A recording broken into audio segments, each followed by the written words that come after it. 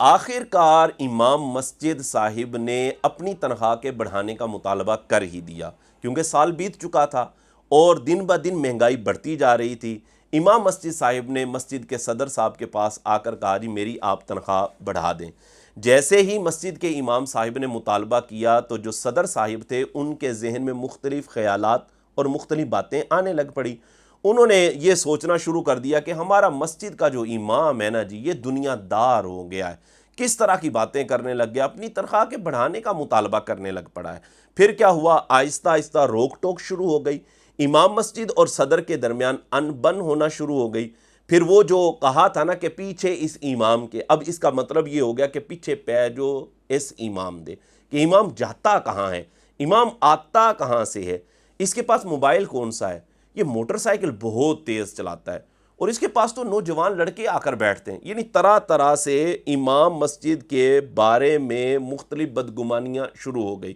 ہوا کیا، آخر کار امام مسجد صاحب کو بلا وجہ شرعی عہدہ امامت سے فارغ کر دیا گیا۔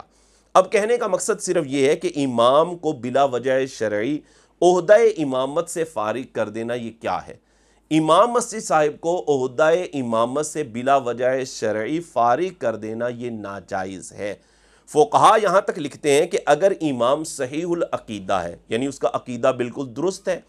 صحیح القراءت ہے، اس کی قراءت بھی بالکل درست ہے، وہ صحیح الطہارت ہے، یعنی طہارت بھی وہ بالکل ٹھیک کرتا ہے، اسی طرح وہ فاسق معلن بھی نہیں ہے، یعنی اعلانیہ گناہ کرنے والا بھی نہیں ہے، ظاہراً کوئی جرم کرنے والا بھی نہیں ہے، اور وہ کوئی معذور شرعی بھی نہیں ہے، تو اب اس صورت میں صرف اپنی انانیت کی وجہ سے امام مسجد کو عہدہ امامت سے فارغ کر دینا یہ ناجائز اور گناہ ہے، اور کل بروز قیامت اس کا حساب دینا پڑے گا اگر کسی نے یہ ظلم کیا ہے۔ انتظامیہ مسجد کو چاہیے کہ وہ امام صاحب کی تمام ضروریات کا خیال رکھیں، اور بغیر مطالبے کے، کہ یہ نہیں ہے کہ امام صاحب مطالبہ کریں گے تو تنخواہ بڑھائیں گے، بھائی بغیر مطالبے کے ہی سال جیسے ہی گزر جائے تو آپ کو چاہیے کہ آپ امام مسجد کی تنخواہ کو بڑھا دیں۔